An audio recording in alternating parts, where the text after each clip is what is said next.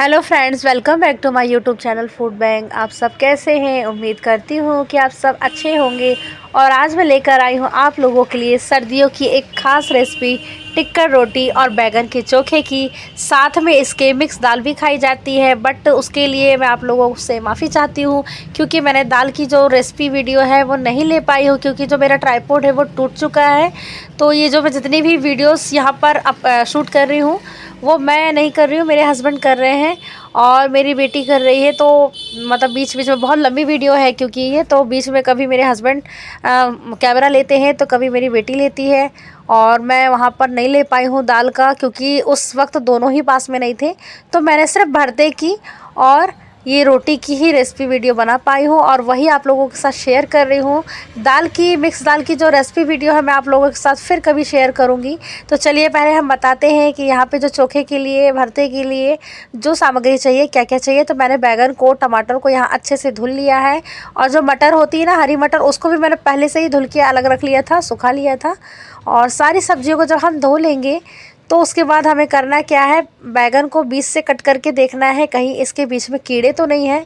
तो बीच से आपको अलग कर देना है, क्योंकि कई बार क्या होता है बैगन के बीच में कीड़े होते हैं, अपन देख नहीं पाते हैं। इसलिए बैगन को बीच से कट करके अलग कर दीजिए। तो इसमें ये भी समझ में आ जाएगा कीड़े हैं कि नहीं, और आप इसको फिर अच्छे से तल भी सकते हैं। तो जो भरते के लिए बैगन आते हैं वो बड़े साइज़ में आते हैं। मेरे पास बड़े साइज़ के नहीं थे, छोटे साइज़ के थे, इसलिए मैंने इसी के भरता बना लिया है। तो हमें जो बैगन का भरता बनाना है उससे पहले हमको तो भूनना पड़ता है। तो हमने सोचा था कि जाली में भूनेंगे, बट जाली का यूज़ अभी मैं नहीं कर रही हूँ, क्योंकि जाली में आज हम रोटी सेकने वाले हैं, इसलिए हम तवे पर कर रहे हैं। तो तवे में हमने 1 से 1.5 चम्मच सरसों का तेल डाल लिया है भूनने के लिए, क्योंकि नॉर्मल आप रखोगे तो सारी सब्जियां जल जाएंगी। तेल डालना ज़रूरी हो रहा है, इसलिए मैंने तेल इसमें यूज़ किया है। तो 1.5 चम्मच के करीब आप डाल दीजिए सरसों का तेल, और उस पर एक एक करके सभी सब्जियों को डाल दीजिए। यदि आपका तवा बड़ा हो तो, और यदि आपका तवा छोटा है तो सिर्फ एक ही चीज़ आ पाएगी। तो मेरा जो तवा है वो छोटा है, इसलिए मैंने इस पर सिर्फ बैगन का यूज़ किया है। अभी बैगन को ही रखा है तलने के लिए। तो एक एक करके सभी बैगन को मैंने इस पर रख दिया है। इसके बाद हमें इस पर लीड लगा देना है, गैस की फ्लेम को लो कर देना है।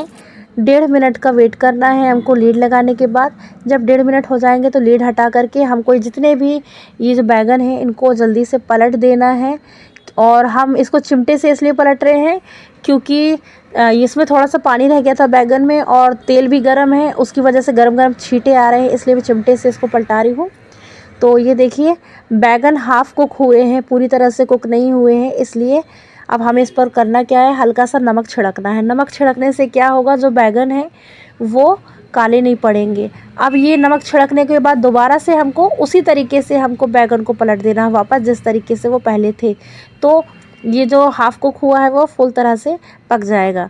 इसके बाद आप पलटा दें पूरे बैगन को। उसके बाद ऊपर से भी नमक छिड़क दीजिए ताकि ये पूरी तरीके से काला ना पड़े। और फिर से आप 1.5 मिनट के लिए लीड लगा दीजिए, गैस की फ्लेम को लो रख लीजिए। 1.5 मिनट के बाद देखेंगे तो जो नीचे का साइड है वो कुक हो चुका है। अब आप इसको पलटा दीजिए। पलटाने के बाद दूसरे साइड भी आप इसको अच्छे से सेक लीजिए। मेरा जो ये बैगन दिख रहा है आपको, ये जल गया है क्योंकि गैस की फ्लेम जो बीच में है और ये जो तवा मेरा थोड़ा गहराई में है ना, उसकी वजह से ये जल गया है। क्योंकि ना सब जगह आँच नहीं लग पा रही है, मतलब किसी जगह पे आँच ज़्यादा लग रही है, किसी जगह पे आँच कम लग रही है, उसकी वजह से ये जो बैगन है वो जल गया है। अब आप इसे दूसरी साइड भी सेक लीजिए। मतलब ये जो पूरा बैगन है इसको भुनने में 5 से 6 मिनट का टाइम लगा था मुझे। और उसके बाद इसको एक एक करके अलग कर लीजिए प्लेट में। उसके बाद उसी तवे में आपको टमाटर ले लेना है, टमाटर को रख देना है। मैंने 6 से 7 के करीब टमाटर ले लिए हैं।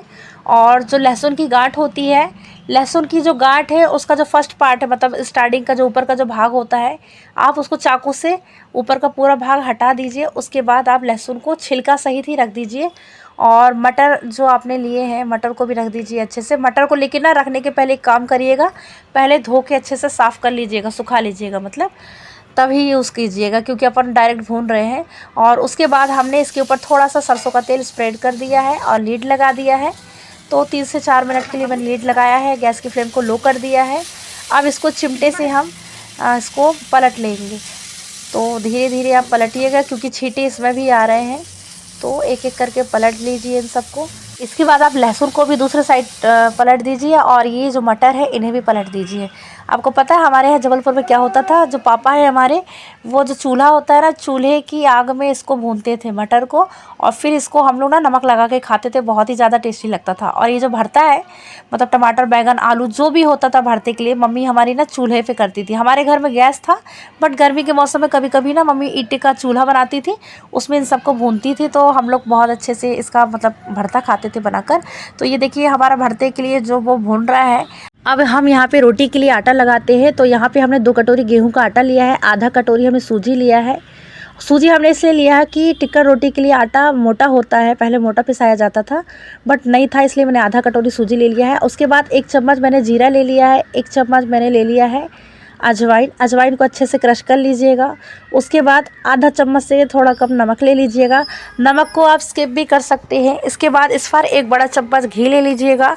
यदि छोटी चम्मच है तो 2 चम्मच लीजिए, बड़ी चम्मच है तो 1 चम्मच घी लीजिए, और इन सबको पहले हाथों से अच्छे से मसल के मिक्स कर दीजिएगा।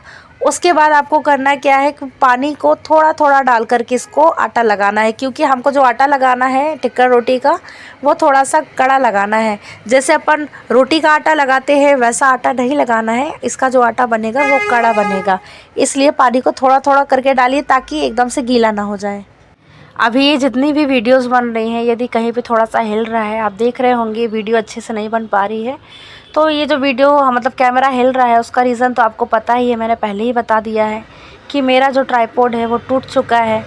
तो इस वक्त मेरी बेटी और हस्बैंड दोनों ही मिलकर मेरा ये सपोर्ट कर रहे हैं। हमेशा सपोर्ट करते हैं वो लोग हर वीडियो में, मतलब जैसे कि जब खाने को अपन सर्व करते हैं ना, उस वक्त भी मेरी बेटी और मेरे हस्बैंड ही सपोर्ट करते हैं इस मामले में, कैमरा लेकर वही वीडियो बनाते हैं।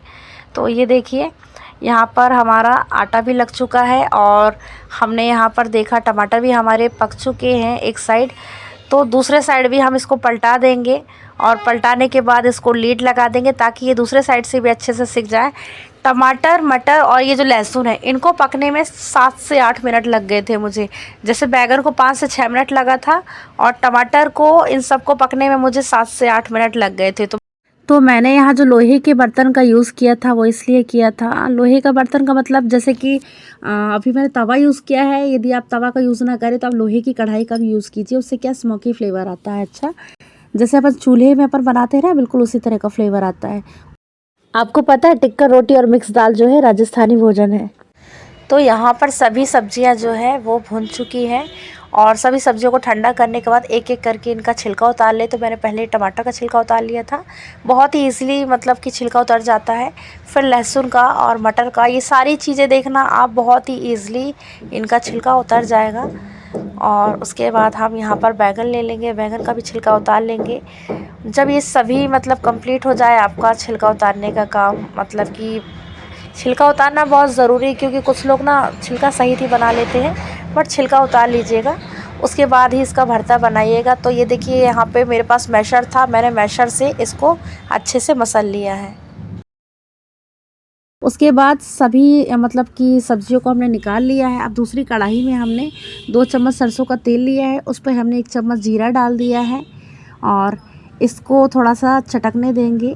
जब जीरा यहाँ पर चटक जाएगा तो उसके बाद हमको क्या करना है, ये जो कश्मीरी लाल मिर्च होती है ना, इस कश्मीरी लाल मिर्च को हमको मतलब एक बड़ी साइज़ की 2 टुकड़े में डाल देना है, और 2 हरी मिर्च को भी हमको बीच से तोड़ के डाल देना है। इसके बाद इसमें 1 तेज पत्ता डाल देना है। आप चाहे तो स्किप भी कर सकते हैं, बट तेज पत्ता से फ्लेवर अच्छा आता है।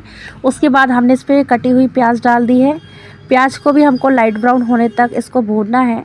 जब ये प्याज अच्छे से भुन जाएगी, अभी देखिए कलर चेंज नहीं हुआ है, जैसे ही इसका कलर चेंज हो जाएगा तो इसमें आप 4 से 5 काली मिर्च की डाल दीजिए। काली मिर्च से भी बहुत अच्छा फ्लेवर आता है। तो काली मिर्च यदि आप डाल देंगे ना भरते में, तो बहुत ही ज़्यादा स्वाद आता है इसका। उसके बाद हमने अदरक लहसुन का पेस्ट डाल दिया है, और अच्छे से चम्मच से हमने इसको चला दिया है। इसके बाद में आधा चम्मच मैंने हल्दी का पाउडर डाल दिया है, और आधा ही चम्मच मैं इस पर डाल दूँगी लाल मिर्च का पाउडर, आधा से 1 चम्मच मतलब।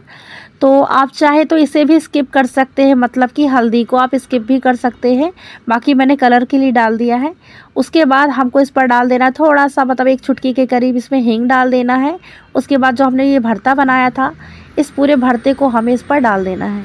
आपको ना इस भरते को बिल्कुल धुआंधार तरीके से बनाना है एकदम, मतलब कि गैस की जो फ्लेम है उसको बिल्कुल हाई कर लीजिए और बिल्कुल तेज़ फ्लेम में ही आपको इसको जल्दी जल्दी चलाते हुए बनाना है ताकि इसका एकदम स्मोकी फ्लेवर आए। उसके बाद हमने इस पर स्वाद के अनुसार नमक डाल दिया है, धनिया की पत्ती डाल दी है और इन सबको हम अच्छे से चम्मच से मिक्स कर लेंगे। आप चाहे तो इस पर गरम मसाला भी डाल सकते हैं। तो वैसे यदि आप गरम मसाला इस पर नहीं भी डालेंगे तो भी चलेगा, क्योंकि इसमें गरम मसाले की ज़रूरत नहीं पड़ती है। बट किसी को ज़्यादा मसाला खाने की आदत है तो वह इसमें आधा चम्मच के करीब गरम मसाला भी ऐड कर सकता है। तो ये जो भरता है वो बन चुका है और इसका कलर भी बहुत, और उसी कढ़ाई में हम ये दाल को फ्राई कर लेंगे। तो मैंने इसका पूरा वीडियो नहीं बना पाई हूँ, आपको पहले ही बताई थी। उस वक्त ना तो मेरे घर में बेटी और हस्बैंड थे और मेरा ट्राइपॉड भी टूट चुका था, तो कोई कैमरा पकड़ने वाला नहीं था। तो ये जो दाल बनती है ये 5 दालों से मिलकर बनती है। आप कोई भी 5 दाल से मिलाकर इसको बना सकते हैं। तो यहाँ पे हमने आटे को जो 10 मिनट की रेस्ट के लिए रख दिया था, आटा भी हमारा यहाँ पे थोड़ा सा सॉफ्ट हो चुका है। अब हमको यहाँ पर लोई बना लेनी है। तो ये देखिए मैंने इसकी 3 से 4 लोई बनाई है। लोई बहुत बड़ी साइज़ की बनेगी, मतलब कि जैसे 2 से 3 रोटी की जो एक लोई बनती है, मतलब 3 रोटी की जो लोई होती है ना उसको मिलाकर एक लोई बनानी है आपको। और उसको अच्छी तरह से ऐसे गूंद लेना है हाथों से, दोनों हाथों से अच्छे से इसको गूंद लेना है। एक काम आपको और करना है कि जब आप लोई बना रहे हो आटे की, तो लोई के बीच में आप 1 चम्मच घी डाल दीजिए। घी डालने से ही आपकी जो ये रोटी है टिक्का रोटी बीच में अच्छे से सिक भी जाएगी और बहुत अच्छा स्वाद आएगा। अब आप सोच रहे होंगे कि मैंने घी क्यों नहीं डाला लोई के बीच में। तो मेरे यहाँ तो एक रीज़न ये है कि मेरे जो हस्बैंड है वो घी खाते ही नहीं, उनको घी ही पसंद ही नहीं है, मतलब कि उसका जो महक आ जाएगा उनको उससे ही एलर्जी है। तो अपने हस्बैंड के कारण मैंने यहाँ पर घी का यूज़ नहीं किया है। तो आप लोग टिक्का रोटी बनाते समय याद रखिएगा, लोई के बीच में 1 चम्मच घी ज़रूर ऐड कर लीजिएगा। उसके बाद अच्छे से हल्के हाथों से आप शेप दे दीजिए और आटा लगा करके इसको बेल लीजिए। बेलने के बाद इसको आप गरम तवे पर डाल दीजिए और दोनों साइड से अच्छे से सेक लीजिए। लो फ्लेम में सेकिएगा, मतलब बहुत ज़्यादा हाई मीडियम नहीं रखना है गैस की फ्लेम को। उसके बाद जब ये दोनों साइड से सिक जाएगा तो आपको क्या करना, जो जाली है जिसमें हम भरता सेकने वाले थे, तो उसी जाली में हमको करना क्या है, रोटी को रख देना है, उलट पुलट कर दोनों साइड सेकना है। लेकिन तब भी आप गैस की फ्लेम को लो ही रखिएगा। गैस की फ्लेम को लो रखने से क्या होता है, जो रोटी है वो अंदर तक अच्छे से सिक जाएगी, क्योंकि ये नॉर्मल रोटी तो है नहीं, मोटी साइज़ की है, ताकि ये अच्छे से सिक जाए दोनों साइड से। इसलिए इसको आप गैस की फ्लेम को लो करके ही सेकिएगा। कभी कभी ना वीडियो बनाने का भी मन नहीं करता है, क्योंकि मेरे साथ तो प्रॉब्लम ये है कि मुझे तो आए दिन कुछ ना कुछ लगा ही रहता है। तबीयत ख़राब हो जाती है मेरी बहुत जल्दी, तो इस वजह से ना मेरा मन कभी कभी नहीं करता है वीडियो बनाने का। ऊपर से ये ट्राइपॉड भी टूट गया है तो और ज़्यादा दिक्कत हो रही है। तो देखिए रोटी कितनी ज़्यादा अच्छी लग रही है, देखने में अच्छी खरी खरी सिकी हुई है और बहुत ही खस्ता बनी है। तो यहाँ पे हम अब सर्व करेंगे। तो मैंने यहाँ पे पहले दाल सर्व किया है। टिक्का रोटी जो है वो दाल के साथ ही खाई जाती है, और मैंने दाल के साथ साथ चोखा इसलिए बनाया है क्योंकि यदि हम दाल के साथ साथ चोखा बनाएंगे तो इसका जो स्वाद है वो डबल तिबल हो जाएगा। आप देखिए बैगन का जो भरता है वो देखने में ही कितना टेस्टी लग रहा है कि मतलब अभी पूरी थाली में खा जाऊं। और जो टिक्का रोटी है ना, वो एक ही रोटी बहुत होती है खाने, मतलब एक रोटी खाने के बाद ही आपका पेट भर जाएगा, दूसरी रोटी की ज़रूरत नहीं पड़ेगी, इतनी हैवी होती है ये। बाकी ये जो खाना है ना, टिक्का रोटी भरता और दाल, जिसे भूख नहीं भी होगी वो भी खाने के लिए तैयार हो जाएगा, मतलब इतना अच्छा लगता है खाने में। तो मैंने यहाँ पे रख लिया है दाल चोखा, और ये जो मेरे यहाँ केक आया हुआ था तो वो केक रखा, तो वो केक रख लिया है मैंने। यहाँ पे रोटी रख दी है, मूली रख दी है, और इसके ऊपर हम डाल देंगे 1 से 2 चम्मच भर के घी, क्योंकि जो टिक्का रोटी है वो घी के साथ ही ज़्यादा खाने में अच्छी लगती है।